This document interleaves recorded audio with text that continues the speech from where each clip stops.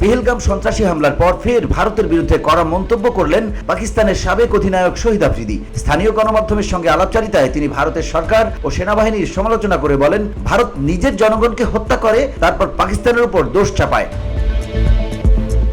গেল মঙ্গলবার জম্মু কাশ্মীরের জনপ্রিয় পর্যটন স্থান বৈশরানে ভয়াবহ সন্ত্রাসী হামলায় অন্তত ২৬ জন নিহত হন, যাদের বেশিরভাগই ছিলেন পর্যটক। এ প্রসঙ্গে আফ্রিদি বলেন, পেহেলগামে ১ ঘন্টা ধরে মানুষ হত্যা চলছিল, অথচ ৮ লাখ ভারতীয় সেনার কেউই ঘটনাস্থলে পৌঁছায়নি। পরে যখন গেল তখন দোষ চাপালো পাকিস্তানের ওপর। আফ্রিদি আরো বলেন, কোন দেশ বা ধর্ম সন্ত্রাসবাদকে সমর্থন করে না। ইসলাম কেবল শান্তির শিক্ষা দেয় এবং পাকিস্তান কখনোই এ ধরনের কাজকে সমর্থন করে না, বরং আমরা সবসময় ভারতের সাথে সম্পর্ক উন্নয়নের চেষ্টা করেছি।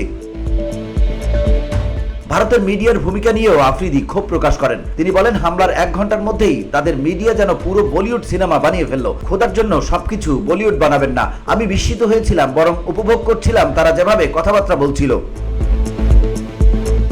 এছাড়াও ২০১৬ টি-20 বিশ্বকাপের সময় ভারত সফর নিয়ে নানা হুমকির মুখোমুখি হওয়ার কথা স্মরণ করেন আফ্রিদি। আমি তখন পাকিস্তান দলের অধিনায়ক ছিলাম। আমরা শেষ মুহূর্ত পর্যন্ত জানতাম না ভারত সফরে যেতে পারবো কিনা। স্পোর্টস ডিপ্লোমেসির প্রসঙ্গ টেনে আফ্রিদি বলেন, তারা আমাদের দেশে কাবাডি দল পাঠাতে পারে, কিন্তু ক্রিকেট দল পাঠাতে পারে না। যদি বন্ধই করতে চান তাহলে সব বন্ধ করুন, নয়তো খেলাধুলার মাধ্যমে সম্পর্ক রাখুন।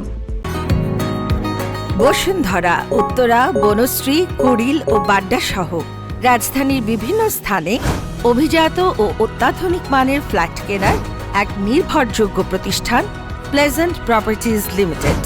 তাই আপনার স্বপ্নের আবাসনের জন্য আজই যোগাযোগ করুন। Pleasant properties limited, where destiny matches eventually. Pahalgam হামলার প্রেক্ষিতে এমন মন্তব্যে দুই দেশের মধ্যে উত্তেজনা আরো বাড়তে পারে বলে মনে করছেন বিশ্লেষকরা। VOD Bangla news desk.